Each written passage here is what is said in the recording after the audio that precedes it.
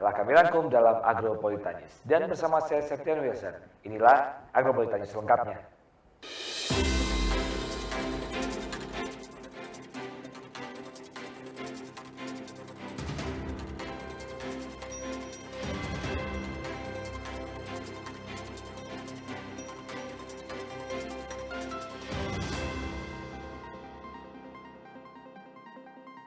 Dan mengawali Agropolitanyes hari ini, berikut kami rangkum berita seputar Malang Raya dalam News 60 Detik.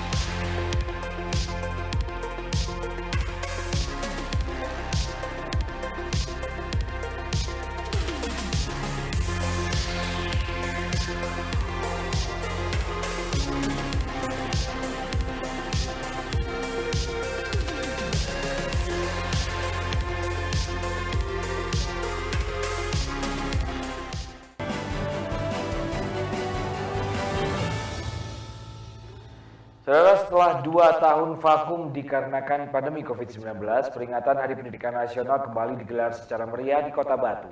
Acara yang diadakan di Balai Kota Among Tani ini dimeriahkan oleh pertunjukan kolaborasi dari siswa PAUD hingga SMA.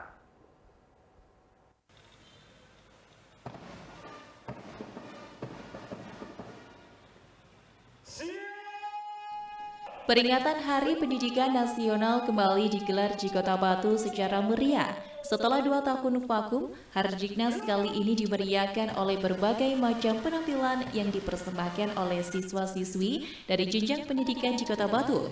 Tak hanya itu, guru pendidik yang mengikuti kegiatan upacara peringatan Hari Pendidikan Nasional juga menampilkan berbagai pakaian adat dari berbagai daerah. Setelah pelaksanaan upacara usai, siswa-siswi dari berbagai jenjang menampilkan penampilan yang memukau.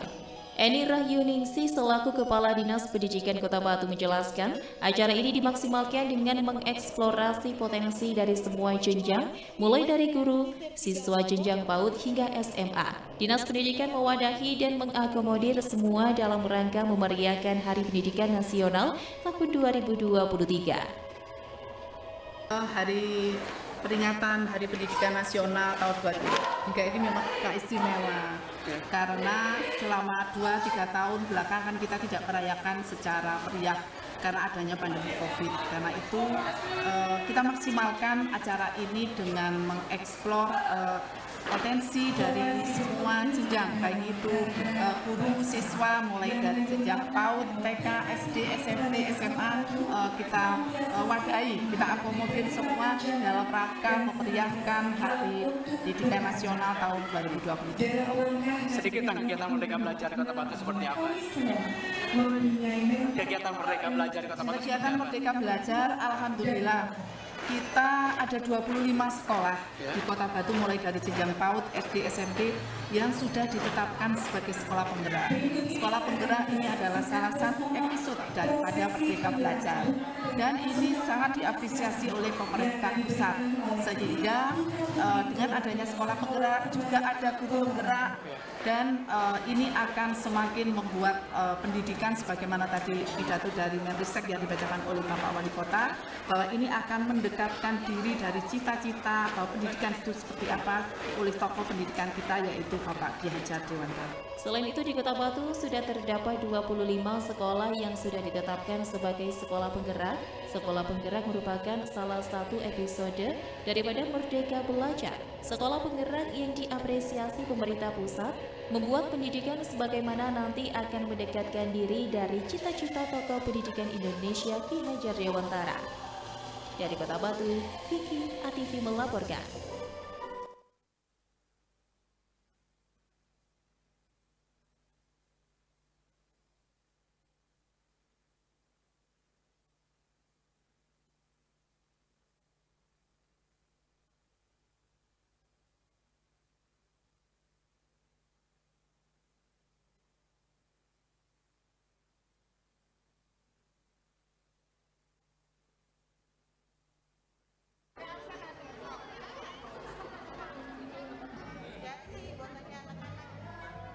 Peringatan Hari Pendidikan Nasional Hardiknas di Kota Batu juga diwarnai dengan gelar karya atau pameran kreativitas dari sekolah dasar yang telah melaksanakan program kurikulum Merdeka dan sebagai sekolah penggerak.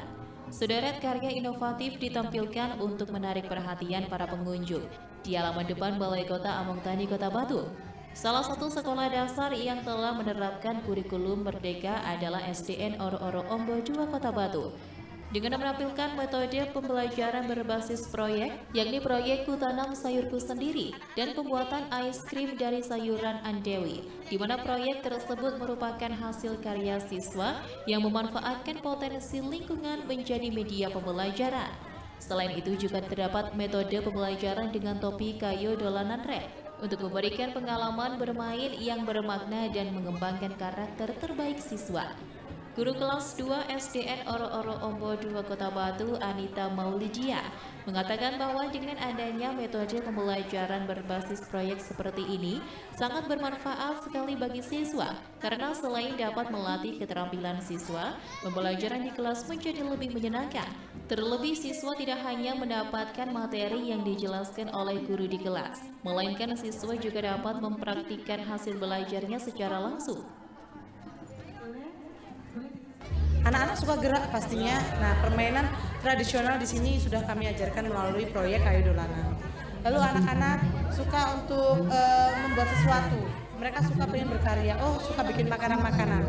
Akhirnya proyek kita seperti Ku Tanam Sayurku Sendiri, mereka bisa mengolah sayuran menjadi es krim, menjadi makanan, diolah seperti itu. Semoga ini bisa berjalan terus karena kami sebagai tenaga pendidik merasakan sekali bahwa adanya Merdeka Belajar itu memberikan ruang kepada guru-guru, memberikan ruang kepada anak-anak untuk mengeksplor dirinya. Tidak melulu harus hubungannya dengan akademik dan gurunya tidak perlu melulu tentang administrasi, melainkan kita mengeksplor segala sesuatu apa yang ada di sekitar mereka dan juga apa saja yang mereka lagi sukai dan tren.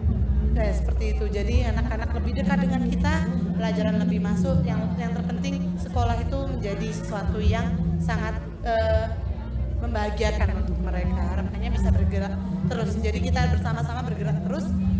Semoga kurikulum ini berjalan terus hingga sampai nanti. Harapannya.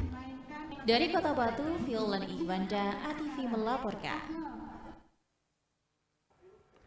Baik pemirsa, selepas jeda berikut ini kami masih akan kembali dengan banyak informasi menarik lainnya dan tetaplah bersama kami di Agronews.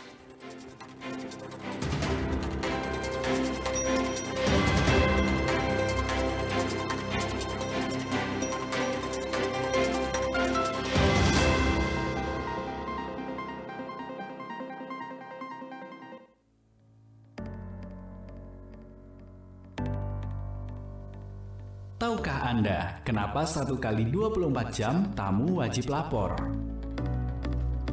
Salah satu fungsi rukun tetangga atau RT adalah pemeliharaan keamanan, ketertiban, dan kerukunan hidup antar warga dari kejahatan. Pemeliharaan keamanan ini diwujudkan antara lain dengan menerapkan aturan 1 kali 24 jam tamu harap lapor. Aturan ini telah ditetapkan dalam peraturan daerah atau peraturan rukun tetangga setempat.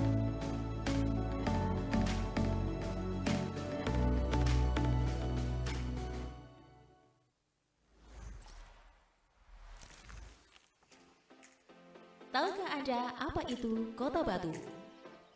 Sebutan Batu berasal dari seorang ulama pengikut Pangeran Diponegoro. Oleh masyarakat setempat, sang kiai akrab dipanggil Mbah Wastu. Lambat laun, sebutan Mbah Wastu dipanggil Batu menjadi Batu atau Batu yang kemudian digunakan untuk nama sebuah kota dingin di Jawa Timur. Begitu kagumnya Belanda pada Kota Batu hingga mereka mensejarahkan Kota Batu dengan sebutan negara di Eropa, yakni Switzerland, dengan memberikan predikat sebagai The Klein Switzerland atau Swiss kecil di Pulau Jawa.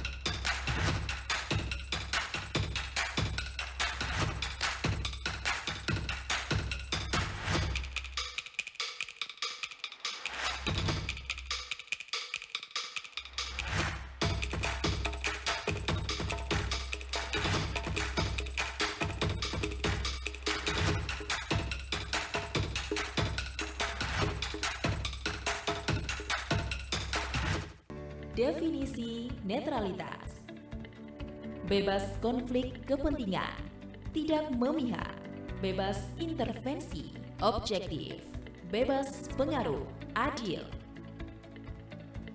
Jaga netralitas ASN dalam pemilu 2024. Iklan layanan ini dipersembahkan oleh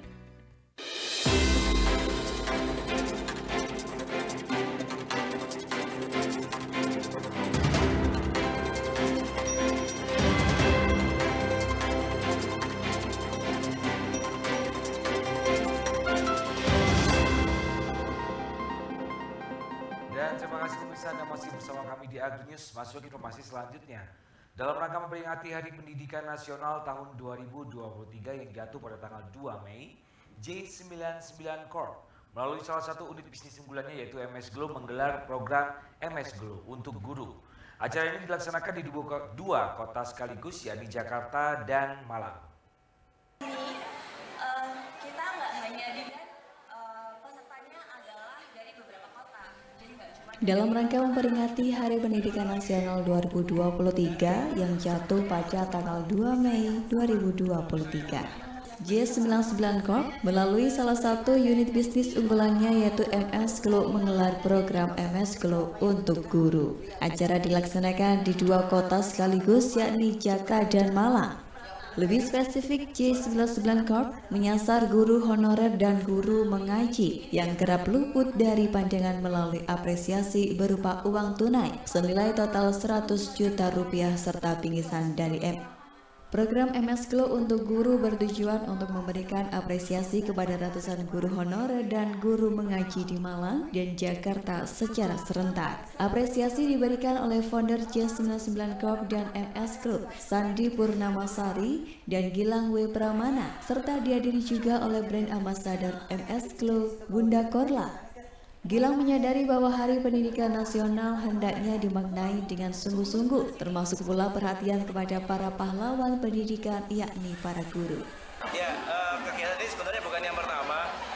2 tahun sebelumnya, sebelum COVID kita sudah pernah melakukan, dan kemarin kita menyasarnya adalah guru ngaji. Kalau hari ini kita menyasarnya lebih kompleks lagi, guru honorer, guru ngaji, guru TPG, dan nggak hanya di Malang, tapi kita juga mengadakan di 2 kota, ada di Jakarta dan juga ada di Kota Malang. Alasannya apa, kenapa Mas? Alasannya karena ya kita melihat bahwa peran dari guru honorer sangat berimpact besar kepada pendidikan, tapi mereka sepertinya kurang mendapatkan perhatian. Maka dari situ kita ingin lebih peduli, kita ingin lebih berbagi di momen yang baik ini, di momen yang masih bulan Syawal ini, kita ingin membagikan dan peduli kepada mereka para guru honorer.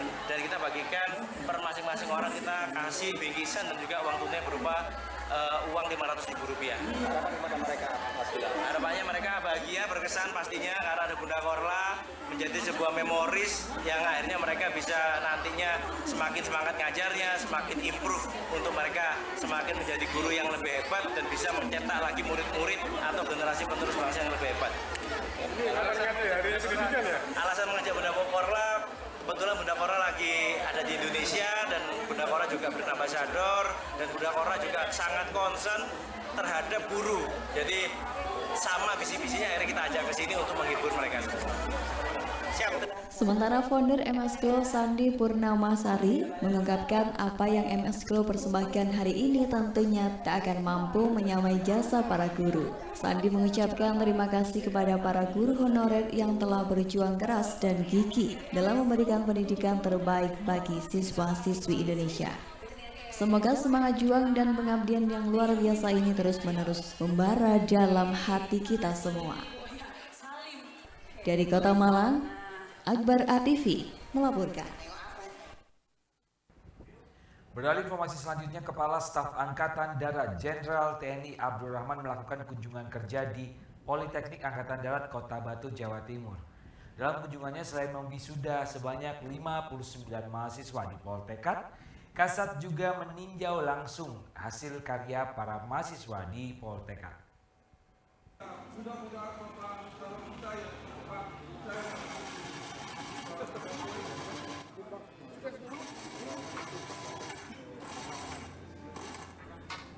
Kepala Staf Angkatan Darat Jenderal TNI Dudung Abdurrahman meninjau hasil karya para mahasiswa Politeknik Angkatan Darat di Kota Batu, Jawa Timur. Sebanyak 59 mahasiswa lulusan wisudawan dari berbagai jurusan seperti Prodi Otomotif Kendaraan Tempur, Prodi Elektronika Sistem Senjata, dan Prodi Telekomunikasi Militer yang sangat penting dalam era digital saat ini. Selain itu, hasil karya mahasiswa Politeknik Angkatan Darat juga telah berhasil menghasilkan teknologi terbaru dan inovatif.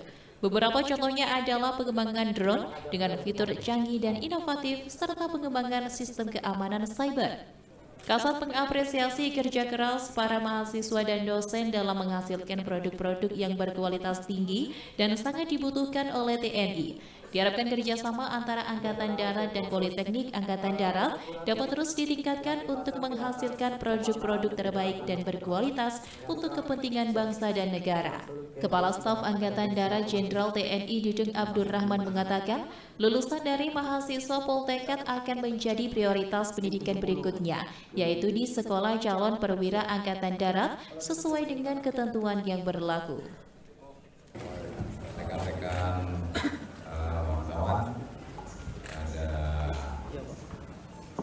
pagi hari ini saya hadir di Poltekkad Politeknik TNI Angkatan Darat dalam rangka wisuda sarjana terapan Tentara Teknik. Di sini hadir Dirjen juga, kemudian Diklat, para dan para asisten. Sudah yang kedua kalinya saya hadir sejak saya dilantik menjadi Kepala Staf Angkatan Darat tahun lalu dan tahun sekarang saya hadir. Menurut saya ini menjadi penting karena mereka pendidikan selama 4 tahun kita naik. Sama halnya Taruna Akademi Militer pendidikan 4 tahun. Taruna Akademi Militer pada saat wisuda atau pendidikan itu Kepala Staf Angkatan Darat hadir. Dan di sini Tentara Teknik juga pendidikan selama 4 tahun.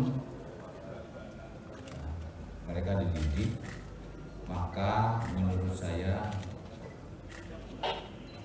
sangat tepat kalau Kepala Staf Angkatan Darat juga hadir. Ya.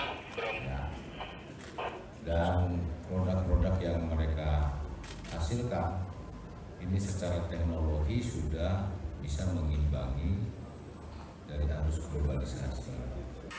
Kasat Jenderal TNI Dudung Abdurrahman menegaskan bahwa pihak Angkatan Darat sangat membutuhkan generasi muda yang kreatif dan inovatif seperti mahasiswa Politeknik Angkatan Darat. Dari Kota Batu, Yan ATV melaporkan. Dan pemirsa, selepas jeda berikut ini kami masih akan kembali dengan informasi menarik lainnya. Tetaplah bersama kami.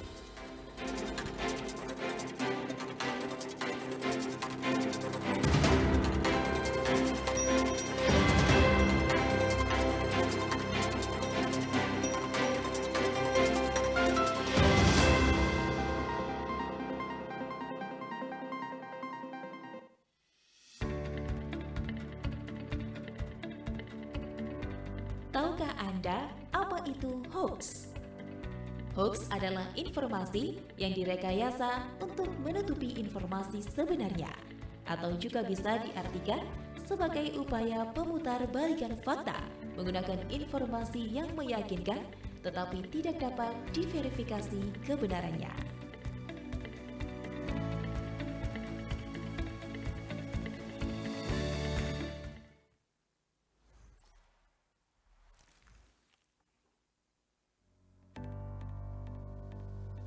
Tahukah Anda apa itu rukun tetangga atau RT? Rukun tetangga adalah pembagian wilayah di Indonesia di bawah rukun warga. Rukun tetangga bukanlah termasuk pembagian administrasi pemerintahan, dan pembentukannya adalah melalui musyawarah masyarakat setempat dalam rangka pelayanan kemasyarakatan yang ditetapkan oleh desa atau kelurahan.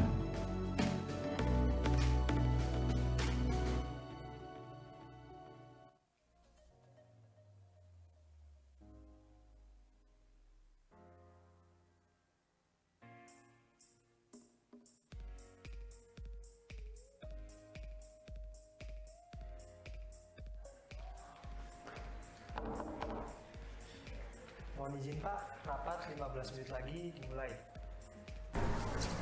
Baik Mas.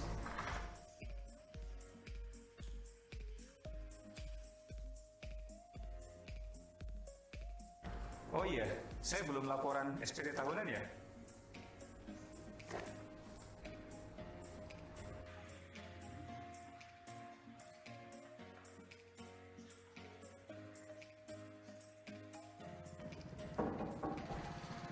Mohon izin Bapak, 5 menit lagi rapat dimulai. Baik Mas. Saya Aris Agung Paiwai, penjabat Wali Kota Batu. Alhamdulillah, saya sudah melaporkan SPT tahunan. Yuk lapor SPT tahunan sekaligus pemadanan NIK menjadi NPWP secara online melalui pajak.go.id. Laporannya lebih cepat, lebih awal, lebih nyaman.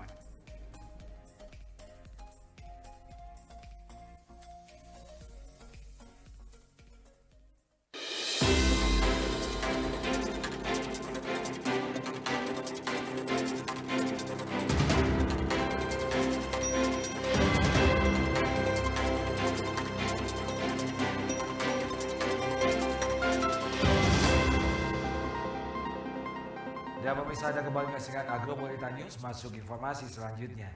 Beredar usulan nama ini disebut sosok yang cocok untuk mendampingi calon presiden Ganjar Pranowo, yaitu Menteri Koordinator Bidang Pembangunan Manusia dan Kebudayaan atau Menko PMK Muhadjir Effendi. Namun saat dikonfirmasi terkait isu tersebut, Muhadjir dengan santai menjawab bahwa masih banyak tokoh yang layak untuk menjadi wakil presiden.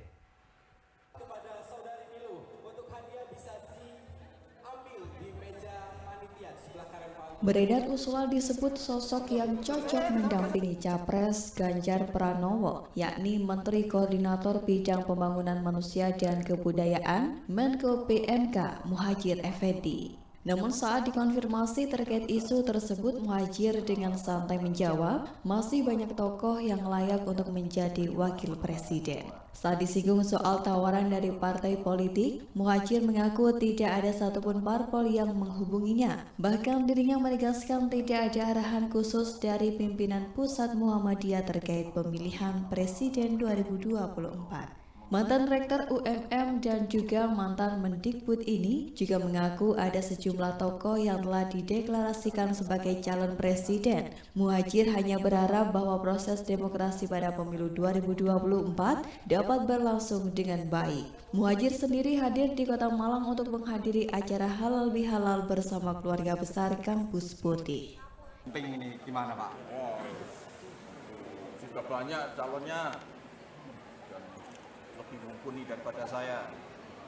Tapi kalau ngengkel dicalonkan gimana Pak? Tanyakan yang nyalonkan.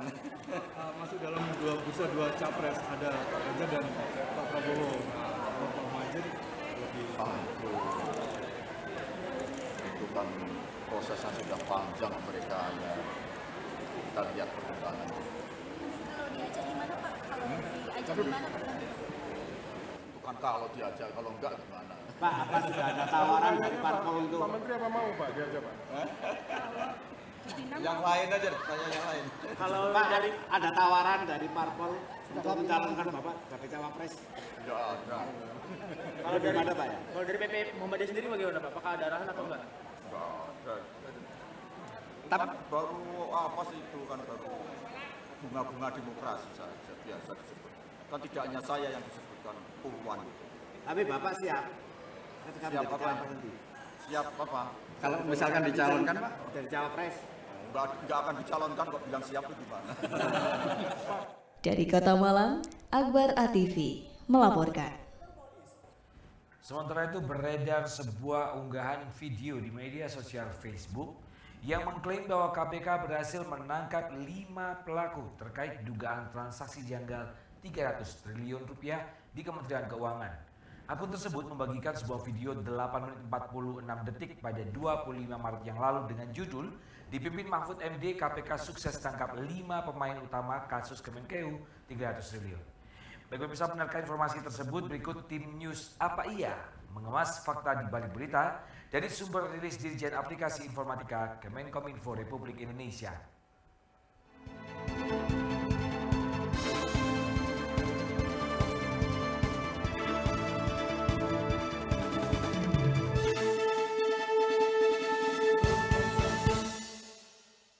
Halo Sobat News, tahukah kalian banyak sekali cuitan informasi yang setiap hari mengelilingi kita. Namun, apa iya? Apakah berita-berita tersebut sudah terbukti? Apa iya akan mengajak kalian untuk mengupas fakta di balik berita? Beredar sebuah unggahan video di media sosial Facebook yang mengklaim bahwa KPK berhasil menangkap 5 pelaku terkait dugaan transaksi janggal 300 triliun rupiah di Kementerian Keuangan. Akun tersebut membagikan sebuah video 8 menit 46 detik pada 25 Maret lalu dengan judul "Dipimpin Mahfud MD, KPK sukses tangkap 5 pemain utama kasus Kemenkeu 300 triliun. Sobat News, apa benar KPK sudah menangkap pelakunya? Klaim tersebut keliru dan termasuk dalam kategori disinformasi. Dilansir melalui rilis resmi Kemenkominfo pada 1 April lalu yang mengutip situs kompas.com, faktanya tidak ditemukan informasi bahwa KPK berhasil menangkap kelima pelaku tersebut. Narator dalam unggahan video hanya membacakan artikel milik liputan6.com terkait Mahfud MD yang menjadi tren di Twitter setelah mengungkapkan uang siluman yang melibatkan pegawai Kemenkeu pada awal Maret 2023. Trending topik itu muncul selepas ia mengungkapkan adanya transaksi mencurigakan di kalangan pejabat Kementerian Keuangan yang mencapai 300 triliun rupiah. Salah satu cuplikan video yang termuat dalam unggahan merupakan klarifikasi Mahfud MD terkait pernyataan transaksi janggal 300 triliun rupiah di Kemenkeu. Nah, Sobat News, jangan sampai informasinya tersebar lagi, karena hingga saat ini belum ditemukan informasi kebenaran resmi terkait kasus tersebut. Oke Sobat News, kita akan kupas fakta dari berita selanjutnya. Saksikan hanya di Apa Iya.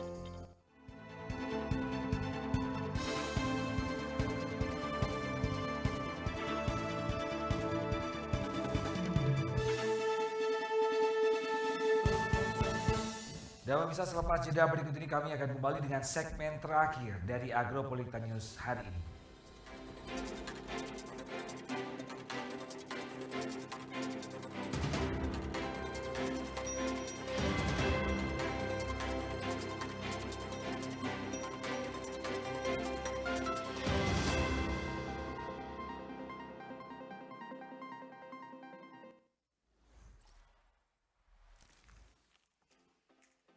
Tahukah Anda apa itu Kota Batu? Sebutan Batu berasal dari seorang ulama pengikut Pangeran Diponegoro. Oleh masyarakat setempat, sang kiai akrab dipanggil Mbah Wastu. Lambat laun, sebutan Mbah Wastu dipanggil Batu menjadi Batu atau Batu yang kemudian digunakan untuk nama sebuah kota dingin di Jawa Timur. Begitu kagumnya Belanda pada Kota Batu hingga mereka mensejarakan Kota Batu dengan sebutan negara di Eropa, yakni Switzerland, dengan memberikan predikat sebagai The Klein Switzerland atau Swiss kecil di Pulau Jawa.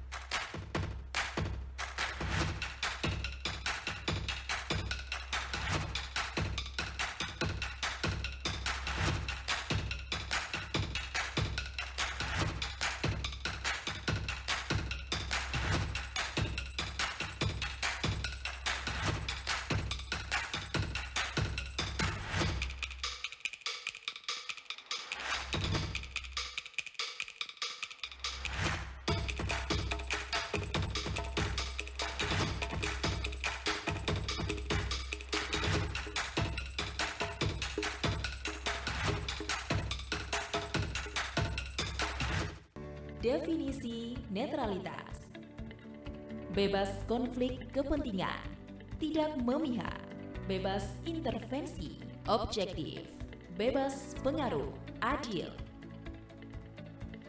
Jaga netralitas ASN dalam pemilu 2024. Iklan layanan ini dipersembahkan oleh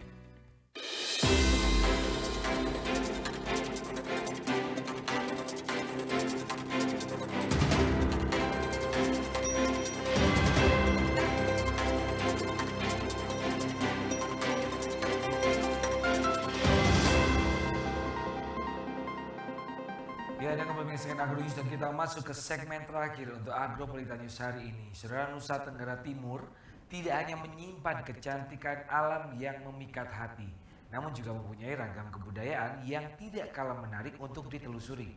Provinsi yang terkenal dengan Pulau Komodo ini memiliki budaya khas mulai dari tradisi kuliner, upacara adat, kesenian, sampai dengan kebahasaan. Dan berikut kami rangkum fakta unik Nusa Tenggara Timur dalam News Fakta dan Unik.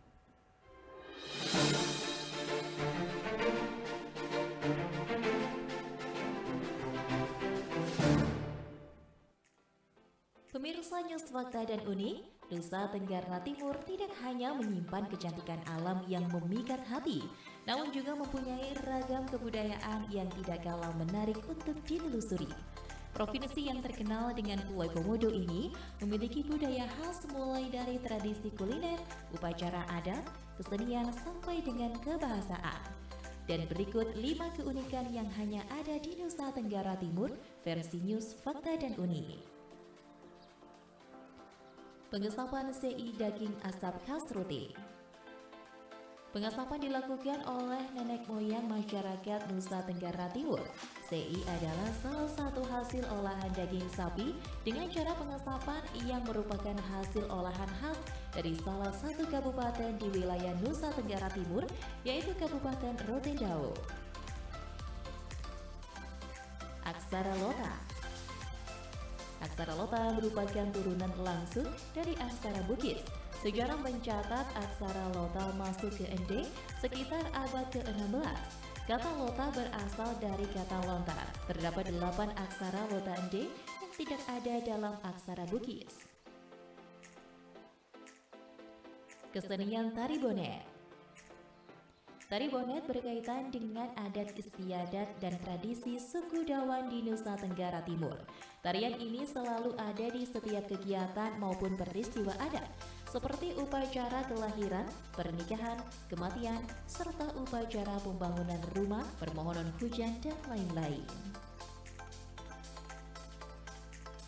Upacara Bijalungu Hiu Pana. Bijalungu Hiu Pana adalah sebuah upacara adat yang diselenggarakan warga Wanokaka, Kabupaten Sumba Barat. Upacara dilaksanakan setiap akhir Februari. Dalam upacara ini, masyarakat melakukan tradisi ritual kebena kebo atau lempar kerbau, serta ritual teung atau potong kerbau. Ritus Pasola.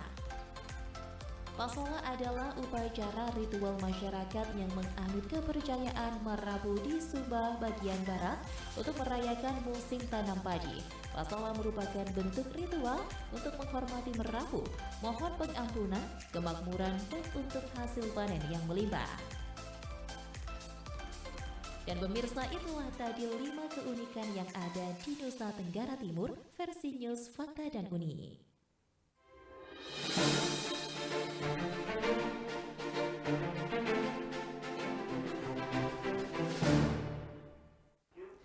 Dan berikut pemirsa, kami akan hadirkan informasi seputar perakiraan cuaca untuk esok hari dari BMKG kelas 2 Klimatologi Malang. Dan informasi perakiraan cuaca akan sekaligus mengakhiri perjumpaan kita di Agro News hari ini. Mewakili segenap yang bertugas, saya Septian Wilson, terima kasih dan sampai jumpa.